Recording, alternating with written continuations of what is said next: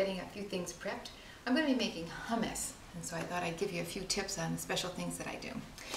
My recipe is a doubled recipe. I'm actually cooked up a bag of garbanzo beans, a regular bag of chickpeas, garbanzo beans. They come dried, very cheap. I soaked them overnight with about 2 tablespoons of whey.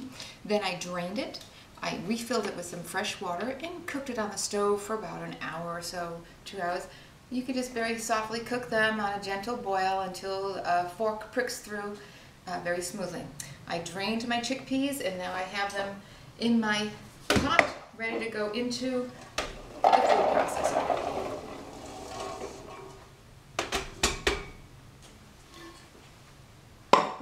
I'm going to turn this on and start to process.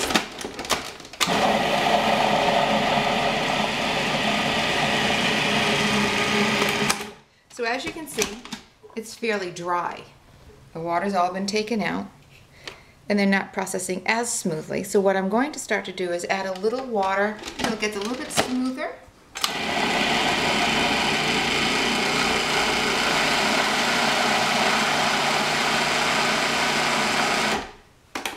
Let me get a spatula.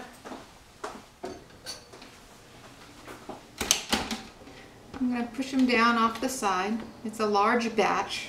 If you don't have a processor this large, you can do it in stages, half at a time.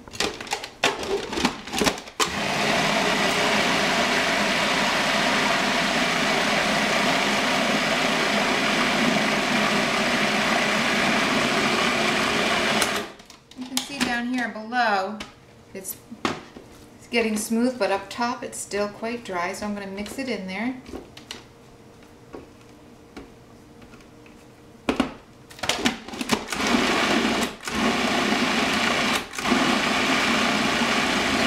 That is now processing, going from top to bottom.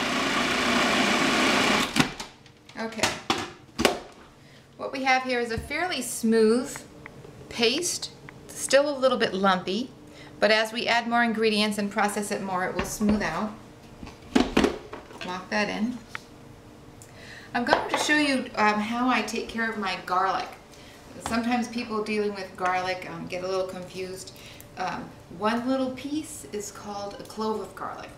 The whole bunch is called a bulb, and you don't want to get those two mixed up. When I take a bulb of garlic, I separate it into the cloves, and I take this little hard piece at the end, and I just cut that off. You can see that little hard piece comes off.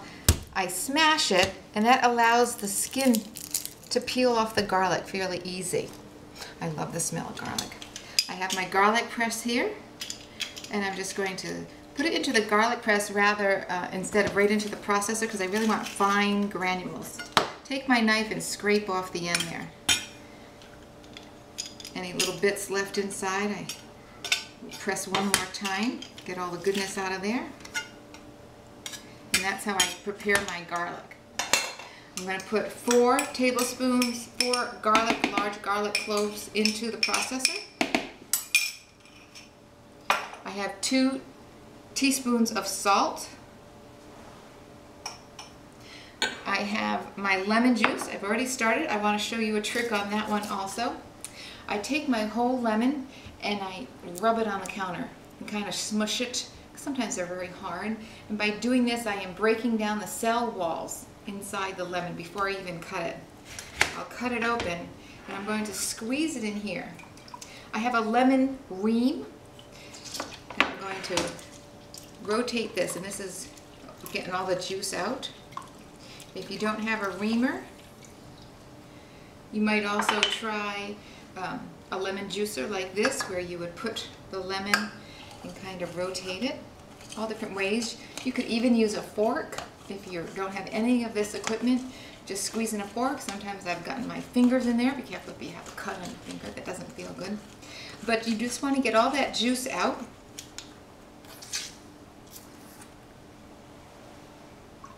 Don't want any of the seeds in there. I do have a little bit of a strainer here in case I see some seeds that I missed.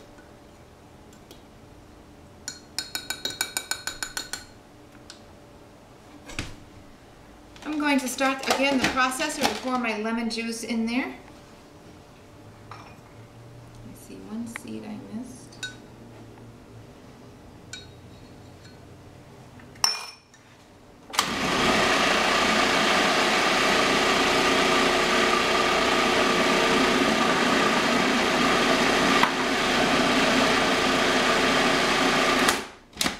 That is processing nicely. I'm going to scrape down the sides.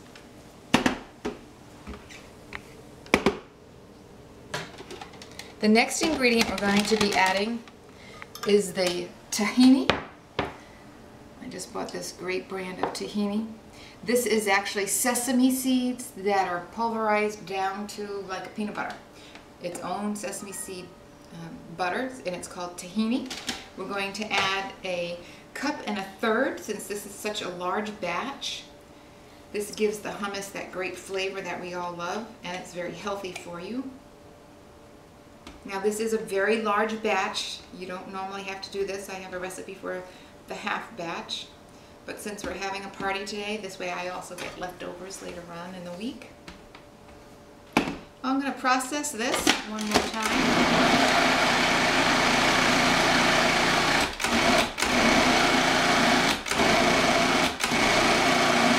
You notice that I'm kind of pulsing it. That also helps all the ingredients from the top of the processor to get down into the bottom, and it breaks it up. The last ingredient that is going into our hummus is olive oil. And I pour this in while it is blending. I just bought this olive oil at my Italian store. It is olive oil from Sicily, and it's unfiltered, unprocessed, so it's as natural as you can get. It actually was just harvested in October, he told me. So I'm eager to taste it. Okay, so while the machine is processing, I'll pour the oil in.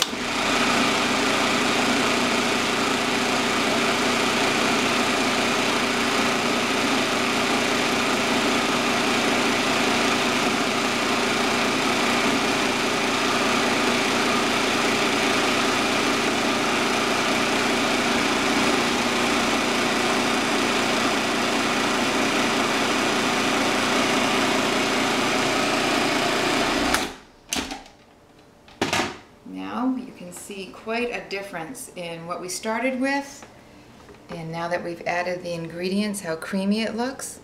All we need to do is do a taste test. See if we have enough salt. I like a lot of lemon juice in mine. That tastes good. Alrighty, that's how fast homemade hummus is. It doesn't have any preservatives in it. It's homemade and it's cheap. Bag of beans cost $1. A little bit more in hummus and the tahini and the olive oil, and we just made a great appetizer. I'm actually going to be serving this with crudettes, carrot sticks, celery sticks, any vegetables. We like to eat lots of vegetables. You can serve these with the tortilla chips if you like. And so this is our hummus dip for tonight.